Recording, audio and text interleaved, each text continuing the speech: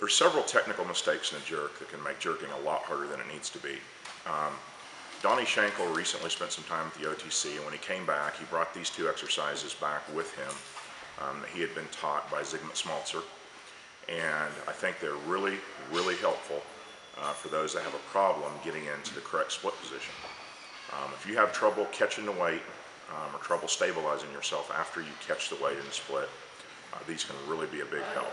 So I'm going to have Donnie Schenkel, since he's the one that brought it back here and introduced us to the exercise, I'm going to have him go ahead and explain how to do it. I'm Donnie Schenkel. I'm here today to show you how to set up for the exercise press and split. First thing you want to do is find yourself your proper foot position. Go ahead and stand at the back of the platform and draw a line across your toes. Once you have that line drawn, bring your toes up to the line and take 3 steps. One foot in front of the other. 1, 2, 3. Once you find that, take that chalk again and draw another line at your toe. Look down that lead line and plant your foot, toe on that line. Once you're in this position, the important thing you remember is to keep that back knee dropped. Your weight should feel 50-50. Then proceed to press 5 presses. Each press you do, remember to keep that back knee down. That knee should not end up like this, but always down. Once you become good at press and split, it's time to move on to jerk and split. Set up the same way.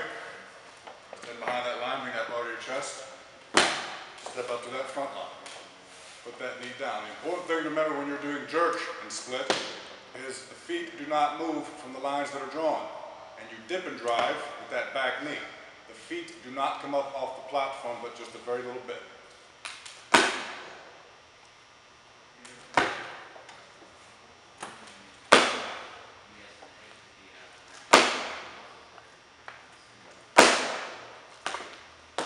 This exercise is not meant to be done heavy. Keep the weight light. I personally like to use it as a warm-up for when I'm about to clean and jerk. The important thing to remember is to always keep the knee down. The video that we shot about the proper position for the jerk and the exercises, the press from the split and the jerk from the split, has had 100 questions. We've had a really big response, and it seems like there's maybe a thing or two that we didn't explain that well, and so I'd just like to answer some of those questions just so that, to make sure everyone can do it correctly. The first question is, how wide should the feet be? So Donnie explained how to get the correct length of the split, but we kind of left out how to make sure to get the proper width. And so, in my opinion, the feet should be at a width side to side that's just slightly wider than the shoulders. That's how Donnie jerks. Some people can be a little thinner, a little wider than that. But if you start with your feet roughly shoulder width, maybe a bit wider before you step into the front position, step straight forward with the front foot to the front line, I think that'll give you about a correct width. Donnie, you have anything to say about that? Just make sure you're not tight roping with your rear foot behind the lead foot, and you should be all right. One other thing that people have asked is the back foot position as far as the heel and toe are concerned. When Donnie dropped his knee down, his back knee down to get in correct position, he did something that a lot of people noticed, but wasn't really explained in the video. He rotated the back heel outward. And Donnie, can you talk a little bit about that? If you don't rotate your back heel outward, then your knee can't drop. Try to drop your knee with your heel rotating inward, and you'll notice that your rear leg locks or almost locks completely. So it's important to get that back knee down. You want to turn that rear heel out. Yeah. I would just add to that it's a lot safer that way. If you try to catch a jerk and put any significant amount of weight on the back foot with the back heel down and with the back heel in, it puts a lot of stress on your knee that can cause injury. And because of that, when people do that, they tend to want to put all their weight on the front foot, and then the knee goes forward, which, as Donnie explained in the video, it's not supposed to happen. And he also explained that the weight should be about 50-50 between the 2 feet.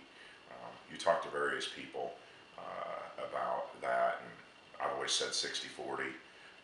Zygmunt Smaltzer told me 45-55. Donnie said 50-50, but I think everybody can understand that, you know, there is no exact percentage, but the weight should be fairly evenly distributed. Very difficult to achieve if the back heel isn't out and the knee isn't down. Anything to add to that? Next question, people asked about whether they can do these exercises behind the neck. I just want to let Donnie, maybe since he's done them, I think more than anybody else on our team, maybe he can address what he thinks the advantages or disadvantages are of doing them behind the neck or in the front. Since the exercise is only a warm-up exercise, I don't think it's really that important whether or not you go from behind the neck or in front. The only advantage I could see would be you might be able to find your balance better and find the 50% weight distribution if you're going from behind the neck, but really behind the neck or in front there really isn't any dramatic difference. Now you do them mostly from the front, correct? I do them from the front. John does them more from behind the neck. I initially did them from behind the neck just because when I'm warming up my shoulders can be a little tight, so doing them from behind the neck helps me stretch my shoulders a little bit more, but eventually I do start to progressively start doing them from the front. One thing I've noticed is that when you first do the exercise, especially if you don't have a great split to start with, it's easier from behind the neck. Eventually, it'll get easier from the front, and you can do more from the front. Would you agree with that? Absolutely. It may be something important that we left out. You know, if you've never done this before, you might try them from behind the neck first. Give it a shot, see how it feels, and once you're a little better at it, start going from the front. I don't think there's a right or wrong there, but that's something maybe to try. Donnie mentioned the back knee dropping up and down when you do the jerk from the split, and that's where you get your dip and drive from. I thought that was a pretty good explanation of it, but due to the amount of questions about the hip movement, the front knee movement, et cetera, I think we need to explain that a little better. And you know, I will just say that one of the really important things with this exercise is the front knee not moving forward or back during the exercise, whether you're doing a press from the split or a jerk from the split. One of the things that these exercises do is really help you keep your hips under the bar, and that helps you become a good jerker, and it helps you hold the jerk in the position where you catch it. If your front knee starts moving forward, the hips come forward, and either the bar has to come forward, which is bad and will cause misses, or your hips move forward under the bar, which is also bad and can cause you to miss. You can't support a heavy weight unless the hips are directly under the bar, and they won't stay under the bar if that front knee moves around. So that there's no horizontal motion with the front knee, and there's only vertical up and down motion at the hips, no horizontal motion at all. I think personally that's maybe the most important aspect of doing this lift correctly, is that front knee doesn't go back and forth at all. So anything to add to that? And I will say this too before we move on from that. When you watch someone who's never done the exercise, or you watch someone who is not a good jerker do it, invariably that's the biggest mistake they'll make. They cannot, even on the press, they can't hold that front knee in a solid position without letting it move through a set of 5. And you know, in that case, obviously don't move on to the jerk from the split. Keep just pressing until they can hold their body in correct position for a whole set of 5, then move on to the jerk. The jerk is harder to hold position on. The last question, and probably the most common one, Donnie said in the video, lightweight, but he didn't explain from there. To go over just a little bit more on what is the proper weight to use. I mean, first of all, obviously, as Donnie said, lightweight is not an exercise to go to max to or go super heavy. For comparison, see, your best jerk from the front is 225 kilos, and from the back is 237. And what's the most weight you've done in the press? In the split press, I usually just work up to about 70 kilos. I take my first initial sets with the bar, 40 kilos, 50 kilos, 60 kilos, 70 kilos, all for about 3 to 5 repetitions, making sure I have my balance, making sure my knees down, and then I just go ahead from there and proceed to do my So you're talking about the heaviest you've gone is maybe 30%, maybe a little less than that of your jerk. On the jerk from the press, what have you done?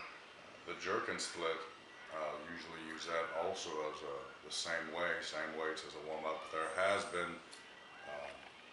was some days when I would work up to about 150, 160 for a double and holding the split position while I jerked it on a separate day, but I didn't really find that to be as useful as just using it as a warm-up, keeping it with the same weights as I do with press and split versus jerk and split, all roughly, for me, no more than 50, 60, 70 kilos. You have worked up to 90 kilos one time Yes. since you've come back from the OTC. Yep. Did you feel like going up to 90 was helpful, or in the future, do you feel like you're going to keep working up to 90, 100, or stick with 70, 80? Then my balance could have been better when I worked up to that 90. So if I start to find my balance starting to waver, or if I start to feel that I'm not dipping 50-50, or if anything is out of that strict balance position, then I don't go up anymore. I actually come down in weight and reinforce it again at the lighter weight before I do start to move to maximum. Well, that goes over just about all the questions that we've had about it. Hopefully, this will help those who want to use that exercise do it a little bit more effectively. Thanks for watching.